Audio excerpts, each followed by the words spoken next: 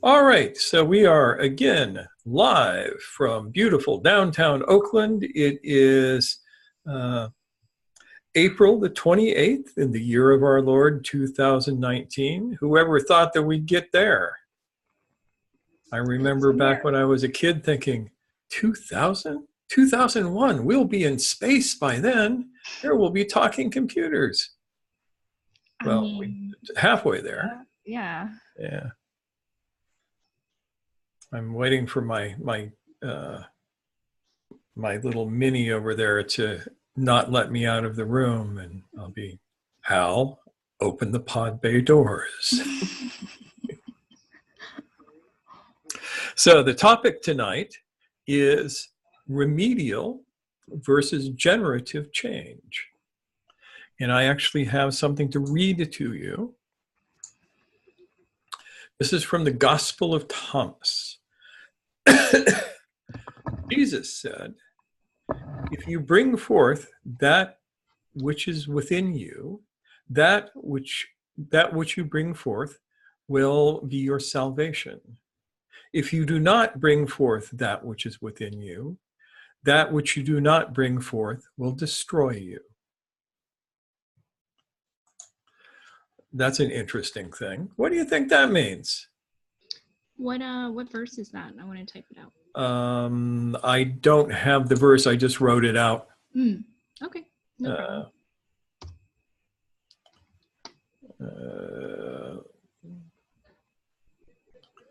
Let me see if I can find the verse.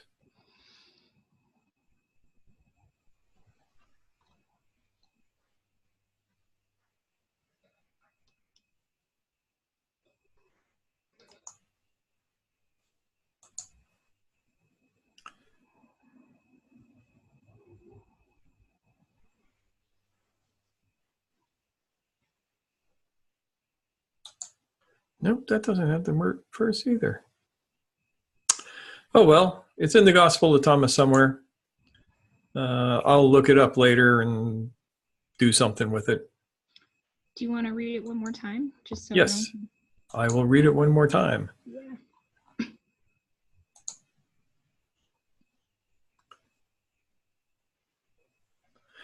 If, Jesus said, if you bring forth that which is within you, that which you bring forth will be your salvation. If you do not bring forth that which is within you, what you do not bring forth will destroy you.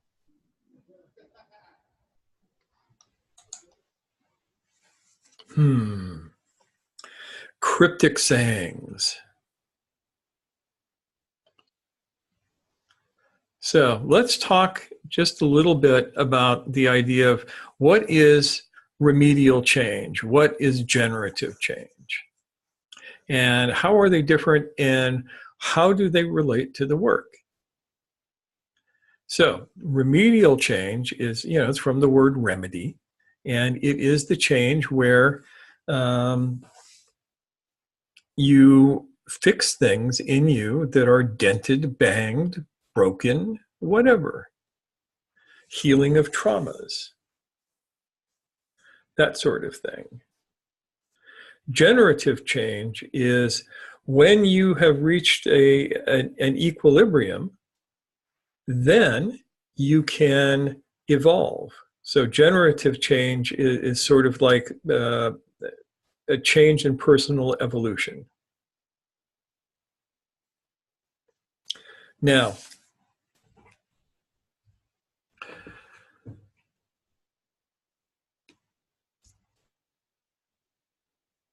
if there are a lot of groups out there, and I've been seeing this since the 60s, they're always focused on healing. There are people who have been sitting in groups since 1967 working on healing themselves. You would think by now they would be healed. It's like, how much damage do they have?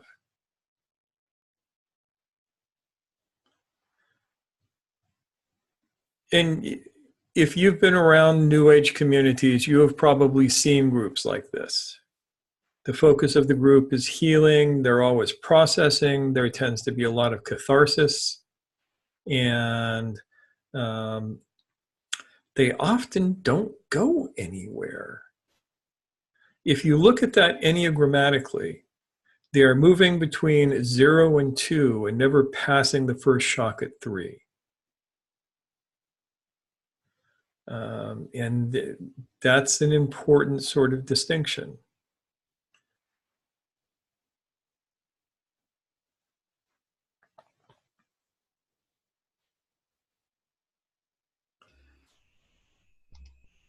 And if you look at spiritual groups, I don't know if you all watched any of you watched the video that Ilmar posted the other day, interview with Adyashanti. If you haven't, it's really good, and I highly recommend it. And one of the things that they talk about is students who show up at these things and teachers who assume that they are competent to help people get through the remedial stuff if the remedial stuff is really bad. And I am here to tell you that for most teachers, that is not your job. There are exceptions, like Mark.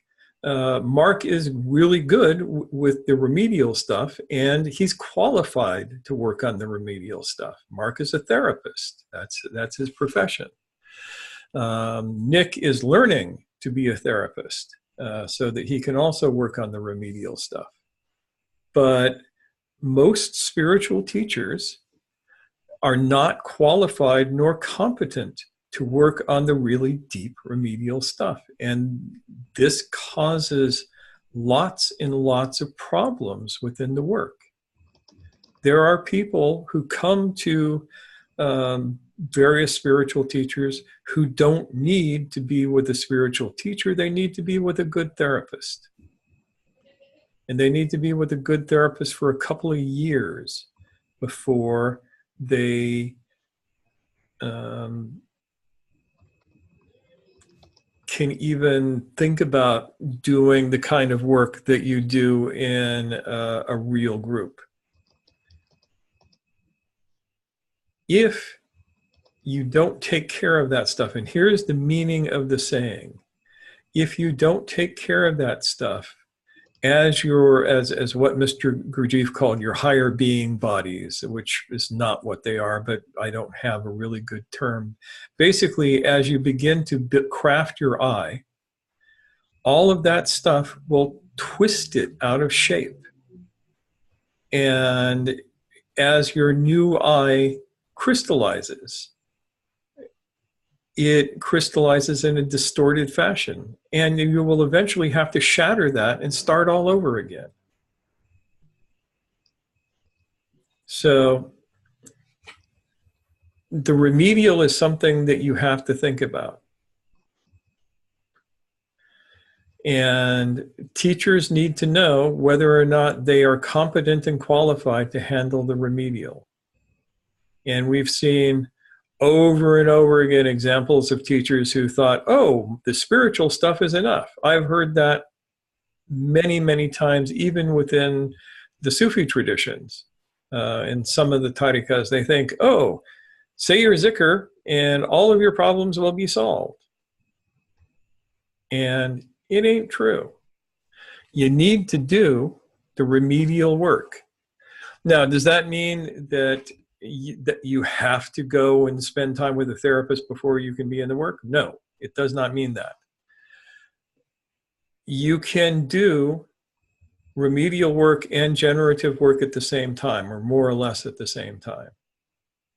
Every time you do some of the remedial work, it makes space to do the generative work.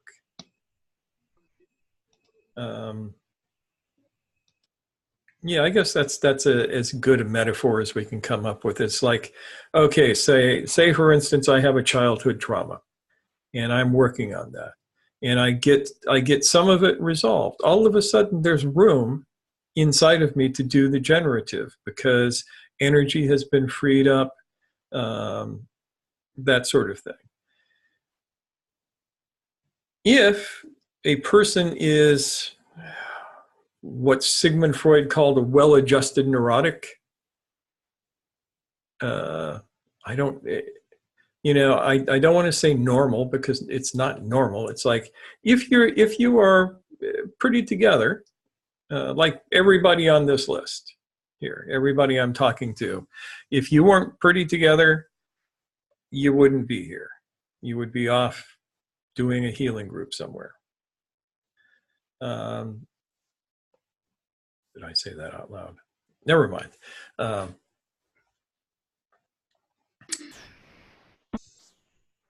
Nice. If you are just, a regular person without massive trauma that you need to deal with, then you can be in the work and do it successfully with a decent teacher who knows what they're doing. The best teachers will either be qualified to deal with the remedial stuff, or they will send you to people who will deal with the remedial stuff with you. And I've seen that a bunch. It's like my first teacher, my very first Sufi teacher, was also a psychiatrist, and quite renowned in the Middle East for his work. He had his own hospital, and he did really interesting things in it. And I remember one of the dervishes telling me how he had gone to visit the sheikh at his hospital one day, and he found them out in the courtyard, all of the patients dancing in the snow, laughing and having a good time, which you don't usually see in psychiatric hospitals. So interesting things can be done by people who have the experience. Now, the generative work is a whole nother thing. The generative work is the work of the school. It is the transformation of the human being from a mechanical stimulus response engine to a real human. A human without quotes, as Mr. G used to say, or the insani kamil of the Sufis. This is where therapy tends to fall down. I mean, there was some attempts back in the 60s and 70s with humanistic psychology to consider the idea of generative work, but they didn't have the tools for it.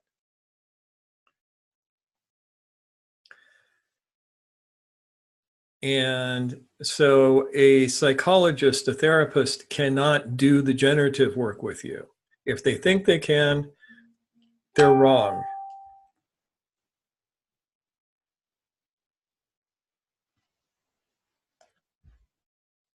I just realized we had a couple messages I want to touch on. Okay, let's touch on messages real quick before I continue to babble.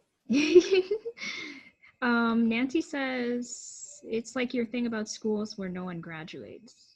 Yes, it is very much like that. Only rather than no one graduating, nobody gets better. Yep. And Mark says, spiritual bypassing refers to not doing remedial work, if needed, and only going towards spiritual practices. Transpersonal refers to remedial work, opening a person to be able to experience generative movement. Exactly right. See, that's why I wanted you here, Mark. Yay. Yeah, like I said, this is more Mark's field than mine in a lot of ways. So do feel free at any time if you want to chime in. You're more than welcome. I am qualified to do remedial work, and I have a lot of experience in it, but I tend not to do it anymore because to be as good at it as you need to be, you need to be doing it all the time. You need to be really practiced in it. And if you aren't, you could slip. And what do you mean by that when you say you could slip? you cannot catch things that need to be caught. You cannot pay enough attention to the person's trauma. And if I was doing remedial work with 10 people a week, because I am not in practice with it, I worry that I might make mistakes. Makes sense. Yep. Yeah. So you have to be responsible about this.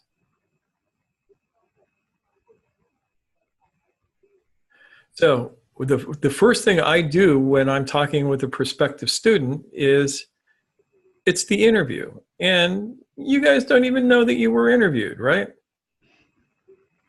I was checking to see if you were so screwed up that I couldn't work with you. Or I was checking to see that you were a good, healthy human being who could actually benefit from the kind of work that I do. You can look at it both ways.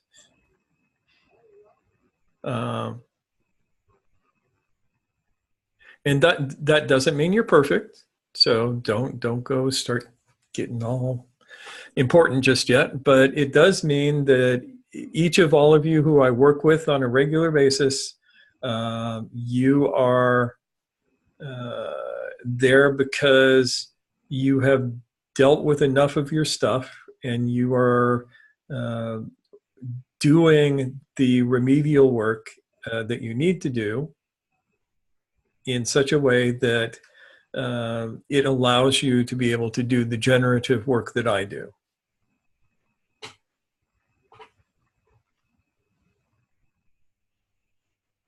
Make sense? Makes sense. Does everyone else feel that makes sense? And probably several of you are going, wait a minute, I'm crazier than that. But you're really not. You want to take a little time to explore something, though. So I guess I'm trying to understand what is the core of the remedial work. It's the way I see it, it's unfixing fixed ideas, right, which are held in place presumably by charge and an unwillingness to look at. Now, if that's true, I mean, first of all, I agree about the distinction between remedial and generative work. And certainly I've run into situations where the person has no business doing anything else than being with a therapist. But in a general case, it seems to me that remedial work is in large part unfixing fixed ideas, okay? And if that's true, then it seems to me that's also a good part of what generative work is. To unfix. There's a certain overlap, yes. Right. The difference is unfixing fixed ideas is different than repairing damage. Okay, tell me about the difference then. Okay, let's say you had horrible childhood traumas that you're still carrying in your body. Right. And when you start doing the work of defixating, they come up and they get in your way. Usually that means you have to do some remedial work to fix them. Right.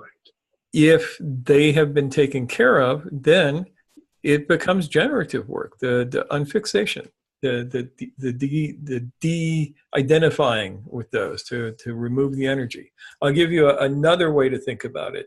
Remedial work involves the first three centers.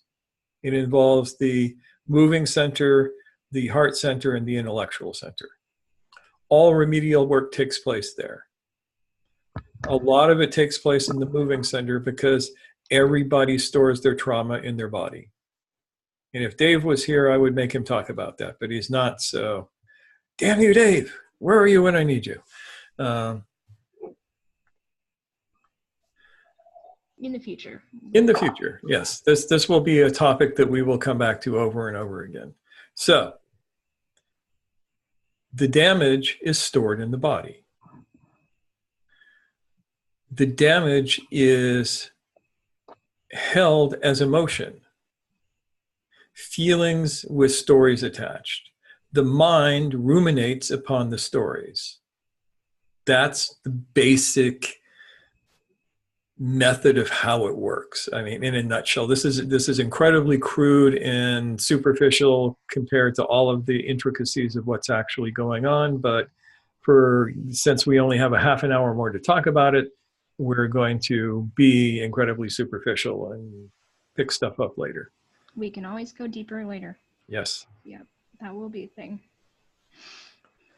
So, generative work has to do with the activation of the two higher centers.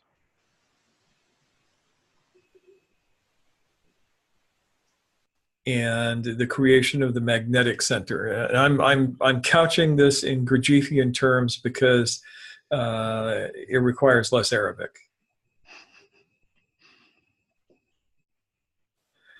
And the higher emotional center and the higher intellectual center they are not subject to the damages that the lower centers are, because they're both not connected to the lower centers unless you consciously connect them, and they are vestigial, they're inactive in most people. So that's another way to think of it. I mean, obviously, it's a topic that's well worth taking some time to explore. I don't want to hog the last half hour here with that. And I guess But if you have another good question, throw it out there. No, it just that all I was noticing was that the end result, in a sense, of remedial work is a loosening of fixations and a loosening of identifications. And that's a crucial element, at least in my view, of the generative work. Yeah. So now the methods applied, it sounds like they would be very different. In the case of someone who's needing a great deal of remedial work, you work with the body, you do all that sort of stuff, whereas as you're suggesting in the other case, one works with different centers. But it seems like the goal, in a sense, is still the same, namely this unfixation from wherever the attention has been caught, wherever that little rosary the one's replaying again and again and again. But again, I'm to a certain extent. Sometimes, you can talk in generalities of what the goals are, but with dealing with trauma, the goals can sometimes be very specific. Like you get a kid who has been beat up by his parents every day until he turned 18 and left home.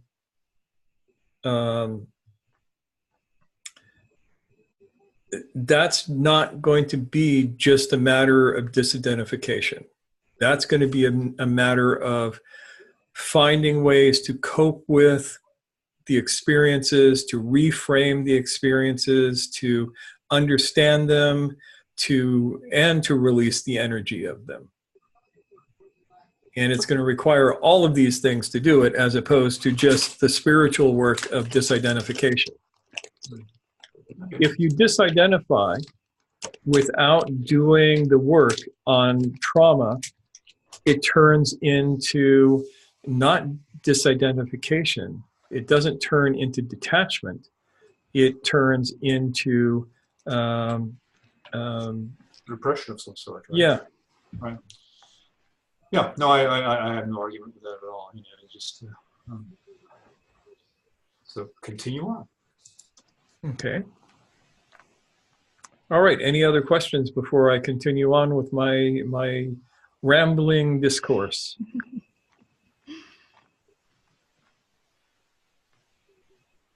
I just wanted to say, so that touches back on spiritual bypassing then, right? Yes. Yeah. Spiritual bypassing is one of the most epidemic problems in the spiritual community. Mm. Yeah. And when it is not addressed, bad things happen. Not just to the person who is doing the spiritual bypassing, but to everybody who is involved in the community. Mm-hmm. Yep.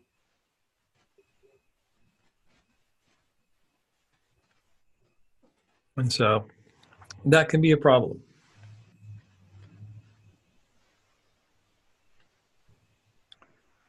So, how do you know if you need remedial work? I have a simple test. Are you breathing? If you are breathing, you need remedial work. If you are older than, say, 5 minutes, you need remedial work. So we all need to do the remedial work. Most of us are not banged up so much that we have to do a year or two of therapy before we're ready to go into the work. But we need to understand that there are two different things going on, and just doing the spiritual stuff is not enough.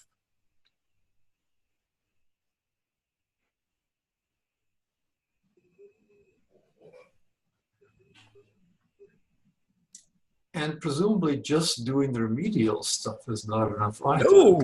No. If you just do the remedial stuff, you get these groups that people come back to do more healing. Exactly. Yeah. So one of the things that I'm looking forward to you talking about is the interaction between those two, right? Because in some sense, at some point, it seems to me, the generative work kind of undercuts the tangles of the remedial. And I'm not really quite clear the mechanism of that, you know, and I'd love to hear The about mechanism of that goes back to the Enneagram. If you reflect back to the Enneagram of process, that shows you exactly what has to happen. So it looks like this. At 0, you get the inclination that something needs to be done. You need to do some change. You need to evolve. So at 1, you start thinking about, what do I need? Oh, I have trauma. I need to heal. So you go to a group and you have a catharsis. By the way, in my opinion, cathartic therapies are worse than doing no therapy at all, more often than not. It can be re-traumatizing. It can be horribly re-traumatizing. Yeah. It's like, oh, you have a trauma. Let's relive it over and over and over again. Right. And make more noise every time. Not necessarily the best way to do it. And Mark and I have had long conversations about this. And so, again, Mark, if you have any thoughts, throw them out. I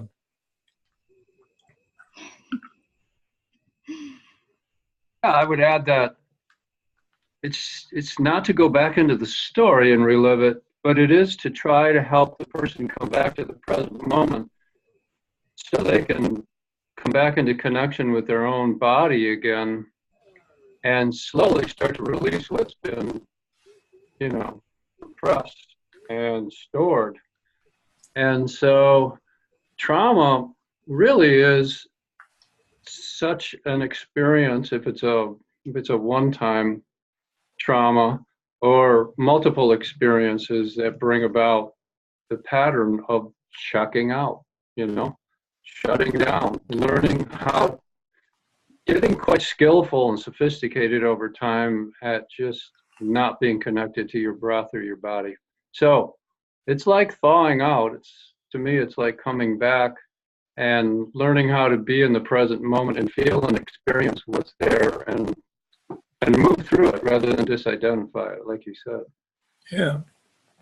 And that's saying it better than I could say it. So, yeah, what he said.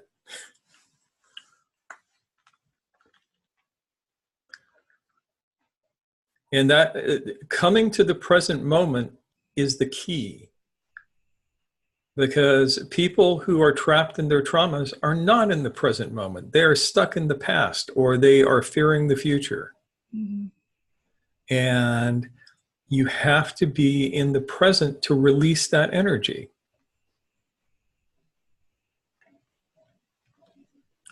So that is where remedial and generative have a bit of an interface. There is a membrane there that is permeable, that coming to the present moment helps. Being able to guide somebody who has serious problems to that present moment takes someone with skill. Yeah, you got to do that pretty carefully. Yeah.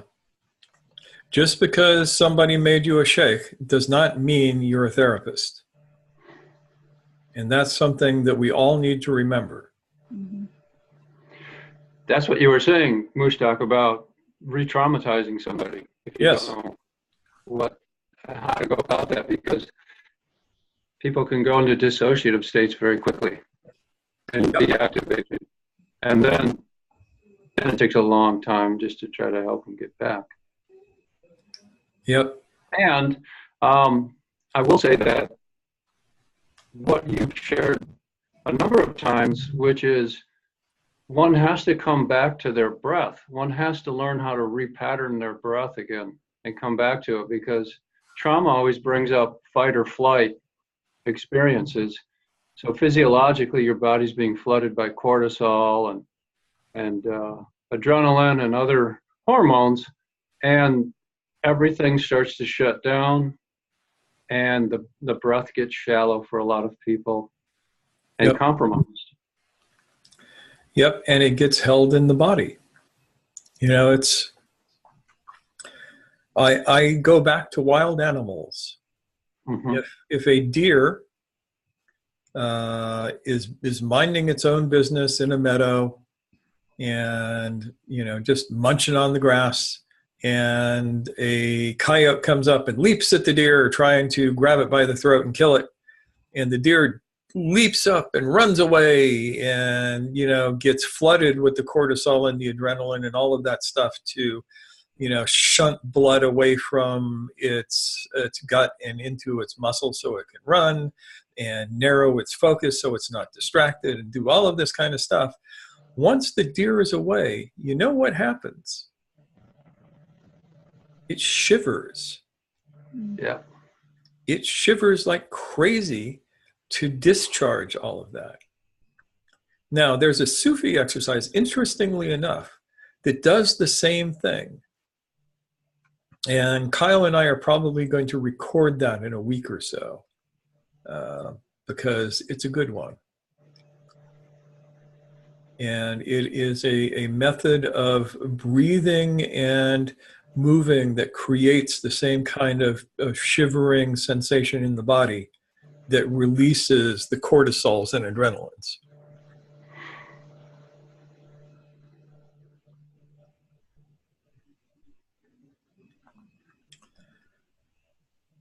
So, yes, we don't do that for some reason. So there are three possible choices with the parasympathetic. I always get the two mixed up. The nervous system that is involved in fight or flight. It's actually fight. Sympathetic, right? Sympathetic, yeah. It's fight, flight, or freeze. And fawn too, but that kind of gets into And what? fawn, like fawning, when you kind of like placate the person or the thing that's feeling threatening. You kind of like. Yeah, I'm not sure where that would fall Yeah, into I don't with either, this. which is Yeah. why I'm not trying to throw you off, but Yeah. So, looking at these three things that the sympathetic nervous system does when it's activated, it falls into the three forces. The active force is fight. The denying force, the passive force, is flee. And the reconciling force is freeze. And interestingly enough, when it comes to when it comes to the last one, where you see that is when an animal is grabbed by a predator and they know they're about to die. They will literally drop limp before the predator kills them. And this does a couple of things. One, it makes being killed by a predator less unpleasant. And two, it mimics death. And oftentimes a predator will not go through with like snapping your neck or that sort of thing if you seem to already be dead. Then, if they don't immediately devour you, you come out of it and you might have a chance to escape. Each of these three produce a different form of trauma.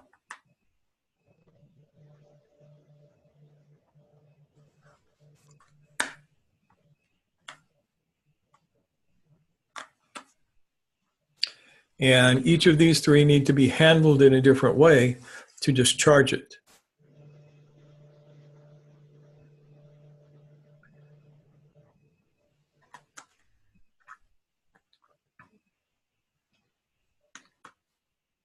So does that all kind of make sense? Just so I'm clear, I'm a little bit confused. Were you saying earlier that it's the generative aspect, which is what, well, okay, which of those two is responsible, so to speak, for bringing a person into present time? Is that remedial work, or is that No, that's generative. Bringing somebody back to present time gets into the generative. And that does not require working with the sympathetic, that requires working with the parasympathetic nervous system.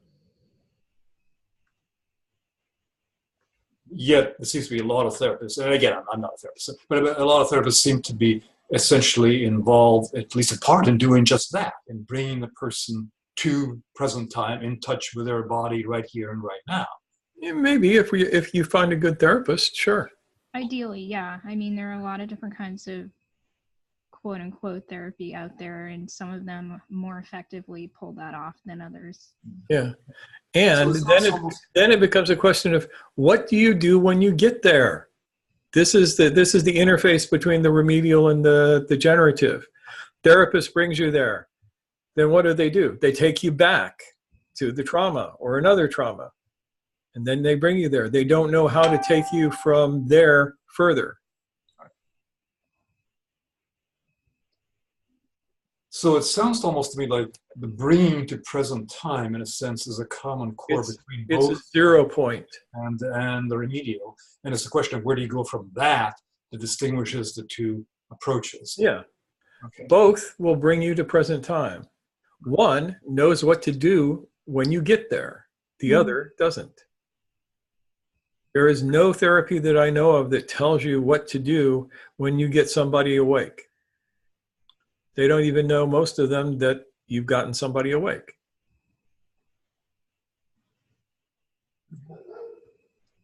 I have no scan of available therapies as spiritual approaches, so I'm in no position to discuss that. But at least in my own mind, I think it's all clearer now that this present time bringing is something that's common to both the generative and the remedial, and it's a question of what you then do at that point. Yeah. Which ideally is some therapists can do that. Some therapists can't. Cool. And to some degree, it's an artificial distinction, I suspect. I mean, yeah, and it is. Something which is much more organic than that. But yeah, okay. Yeah. So you bring somebody to present time, and then what? That's the question. Right. And that's the question that the work answers that the remedial stuff doesn't. And that's where, at least I see, with groups that are primarily healing groups, where it folds back onto itself for the next trauma and so forth, because it doesn't bring the person then from the being present to something that stabilizes that being present Yes. condition. Yeah. Okay. All right. Cool. That's exactly right. I will shut up. No, Don't shut up. thank you, Omar. You That ask good questions. Yeah. That's why we keep you around. Oh, okay. So Nancy asks, what are those 3 forms of trauma? Well, we talked about what happens in trauma. I don't know if we talked Yeah, specifically. we didn't talk about any of the forms of trauma. We talked about the 3 responses to trauma. Yeah. Those are fight, flight, and freeze. Yes. Fight, So, flee, and if you look at the Enneagram, the 3 anger points are the fight points. The 3 confusion of feeling points are the flight points. And the 3 fear points are the freeze points. Generally, I mean, I'm making a big generalization here for the sake of the discussion. Okay, yeah. And everybody will do all 3 because we all have the same general issue nervous system. Mm-hmm. Human nervous system Mark 1, which has not changed in at least 20,000 years, which is a little problematic. These days, yeah, things are changing very rapidly, faster than our nervous systems can handle sometimes. Nancy says, I thought you said different sorts of response to trauma require different sorts of treatment. I probably said something like that because that sounds right.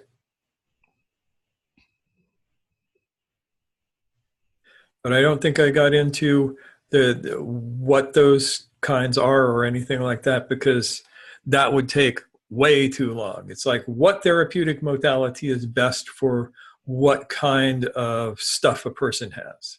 Yeah, that gets into really deep territory. Yeah. Sorry, what were you going to say, Mushtaq? But I noticed. was going to say the basic answer is you pretty much have to play it by ear. You know, this is why the really good therapists have more than one modality. Yeah. You know, even the Freudians study Jung every now and again. Yep. Did you have something you wanted to say, Nancy? I noticed that you unmuted yourself, and I wanted to give you the chance to speak if you felt up for it.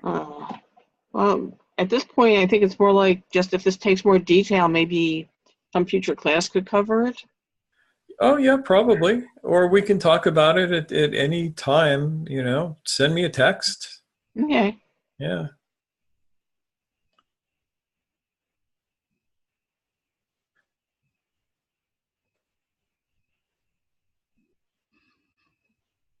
So we are coming up on the end of this. Any last questions? Or thoughts? Or thoughts? Or answers? Of course, there's always questions.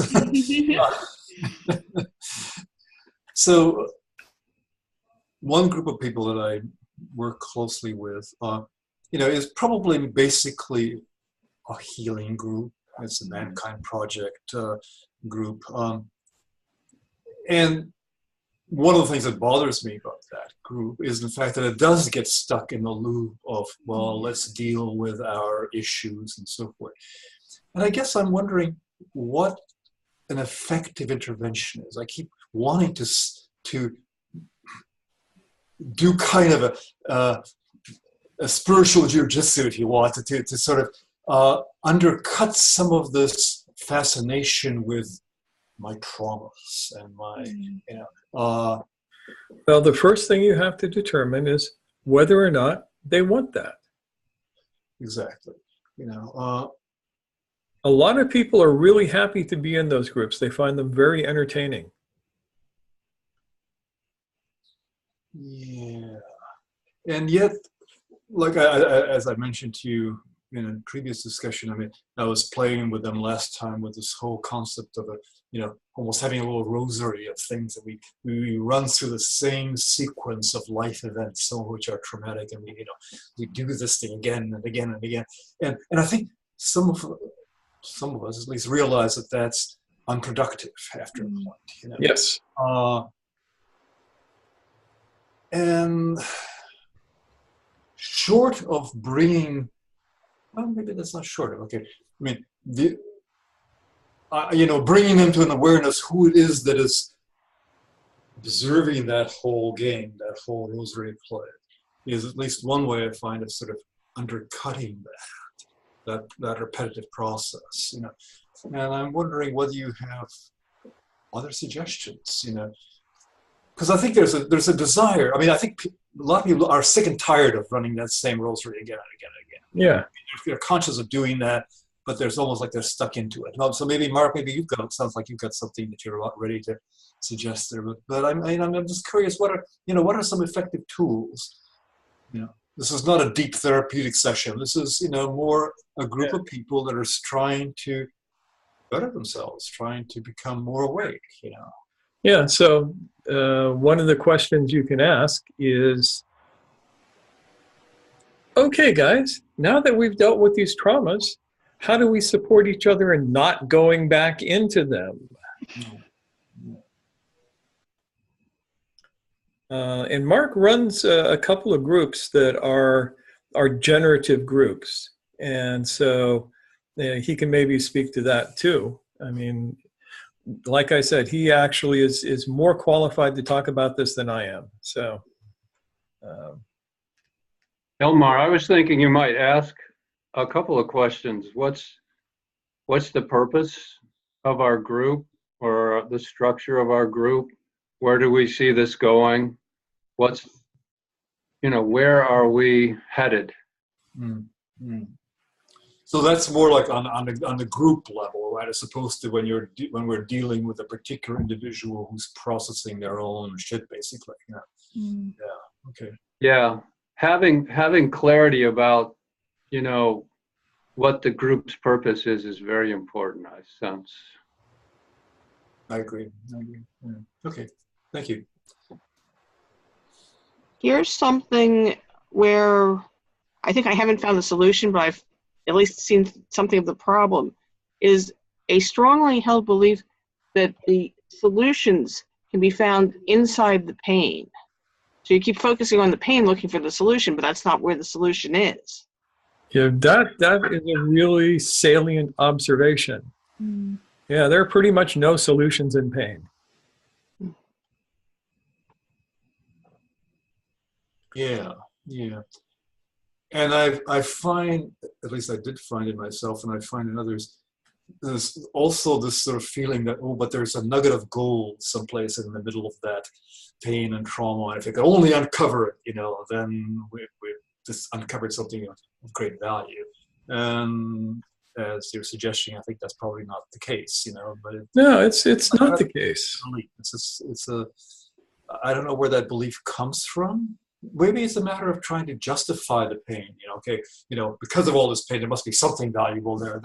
Yeah, it's hard to say. It might come from the old puritanical, you must suffer thing. Life is suffering with the Buddhists and all of this kind of stuff. I don't know. I do know that for me, I have never found an answer by living inside the problem. Yeah. Anytime I've ever found an answer, it has been by getting outside of the problem, by reducing the pain to a level where I can actually bring my higher centers into function. Because when you are in pain, the higher centers are pretty much turned off. Okay, my impression is that I got the belief from hearing about cathartic forms of therapy and assuming that was how you did it.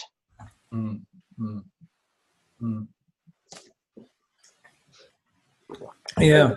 The trouble with all therapies is that they're done on humans, and humans are long-lived. And that means that, say, I come up with a therapeutic modality. How do I test the efficacy of this? It could take years. to know if what I'm doing has any value. And there are ethical issues in doing that testing. Yeah. I mean, because you know, you don't want to fuck around with people that much, you know, if it's, unless you're pretty sure it's going to be helpful. Yeah. Yeah, and that's not always the case. I mean, you know, in the therapeutic school that I come out of, you know, it's famous for making very rapid, short-term, significant change and being able to test it. But This is Erickson that you're talking about, or? Yeah, with Erickson. Okay. You know, and his thing was, and a year later, they were doing fine. You know, they got married, they're having a kid, their life is happy. You know, he used, you know, what to him were solid external metrics that had nothing to do with the ephemerals. It's like, they have not been rehospitalized. They are functioning in the world. They're holding down a job. They're doing all of these things. So that was his metrics. I remember an interesting talk I was listening once to. Carl Rogers was actually giving the talk to, I forget what the occasion was. But the point he was making was that, at least the way he was saying, is that there was no particular therapeutic approach which on the whole was more effective than others. What was the difference was individual therapists. You know? Yes. And The amount of regardless of rapport what particular school they were from, some therapists would have really good results. And some the amount of rapport a therapist has with their client determines the effectiveness of the therapy. And you would expect that from Rogers, I guess, given, you know. Yeah, well, that's actually pretty demonstrable. Right. I mean, that's something that you can test for. You can observe a therapist and a client in a therapeutic session, and you can look for the markers of rapport. And then you can see how they progress over time. And what we find is the stronger the rapport, the better the progression. Because they'll listen to you if you have good rapport. And if you have good rapport and you're not a complete idiot, you'll occasionally give them good advice. Like you might also give shitty advice, right? I mean, you know, well, you might, but that's why I say if you're not a complete idiot. Okay. You know, you take the Hippocratic oath seriously, and, you know, first do no harm. Don't give bad advice. Think about the advice you're going to give. But most therapists know how to listen and give good advice. Any decent therapist knows how to do that. And it's a matter of getting your client to take your advice. Trust me on this. I have gone through this one on both sides of the fence, both from the therapeutic side and the generative side. Which, by the way, brings me back to a previous suggestion I made to you that I would love to see a talk or a class on how do you effectively build this kind of rapport. How do you actually... Yeah, and as it happens, you know, Kyle's coming up. We're going to be doing a lot of videoing, and if we get the time, that will be one of the things that we do, is we'll do like a 2-hour video on methods of building rapport with the client. Yeah, we have a lot of projects like that we're hoping to roll out as soon as we get the opportunity. So. Yeah. Yeah, we always have 10 more projects than we have time to do. Yeah. But we try and get as many of them in as possible.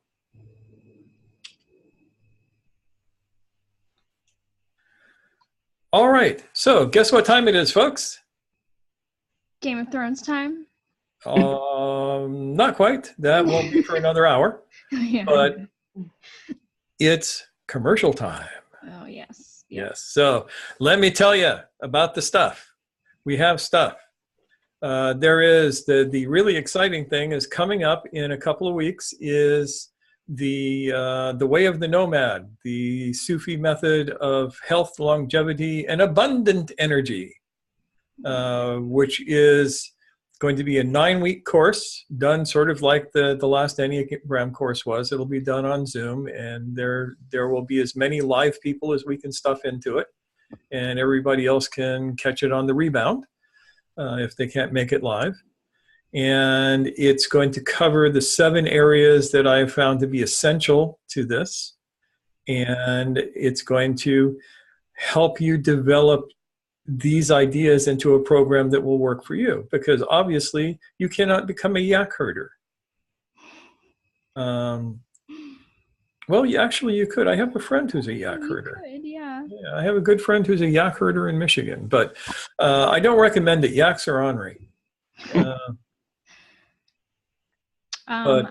Yeah. Post a link to that in the chat, and then we can also put it in the description of the video once we get it posted on YouTube. So Yes. that is here. That's the sign up page for that. Yeah. And it's cheap. It's only $100 for lifelong energy and all of that kind of stuff. So feel free to jump into that. Hey, do I get a discount for not having that much life left in me? No, dude, because if you do this, you'll have more life left in you. Shucks. As a matter of fact, I can't prove it, but I would say that this kind of program will definitely work towards increasing anyone's life if they follow it. And there are a lot of reasons for that. And we will get into all of them. So there's that. There is, you have the opportunity to get in on my special doing the real work. The real work doesn't happen in listening to these public talks. It happens mostly one-on-one. And I am still running my special, and I just had a couple more slots open up. So I have enough room for 2 more people, and it is $300 for 6 sessions to see if you like this kind of work. And if you are interested in that, send me a text on Facebook or some such thing, and take advantage of this, because this won't go on forever, even though it seems like it has. All right, so Oh yes, and shortly we are going to have both the last Enneagram course and the 3 forces and 6 and yeah, that thing, the 3 forces and the 6 processes, put together for sale. You guys have already I'm pretty sure everybody here has gone through both of those, so you don't need them, but you might have a friend who needs them. And they're going to be very inexpensive. And I've added special extra stuff to it, to each of these. Kyle and I have been working on special bonus content. Those people who went through the courses will get the bonus content for free, but it's there to make it more tasty for people who didn't go through the course. And once that's done, we'll be posting that in the descriptions as well for people to get access to. So there's the commercials. And so thank you all for coming and putting up with me yet again for, there are over 40 of these talks now. I was surprised when they're all up on YouTube now. So from now on, if you want to look back on a topic or a talk, you just go to my YouTube channel, to the 9-Sided Circle YouTube channel, and you'll have them all there, and they're all organized in different ways, and the channel is getting better every day. So hi on over there and sign up and get notifications and stuff, because I'm going to be putting stuff up every week, new, more interesting content. Not just this, but other things too, because why not? Yeah. Looking for the link to that, but I mean, we'll be posting it on the Facebook group repeatedly, I'm sure. Yep. Oh yeah, we're going to nag you until I have everybody in the Facebook group signed up to the YouTube channel, because it makes me look good, or it makes the school look good. It helps us out a lot. Yeah. So we would really appreciate it if you guys would do that for us. Yeah. So with no further ado, I will say good night and good luck, or something like that. I stole that from somebody. And we'll see you next week.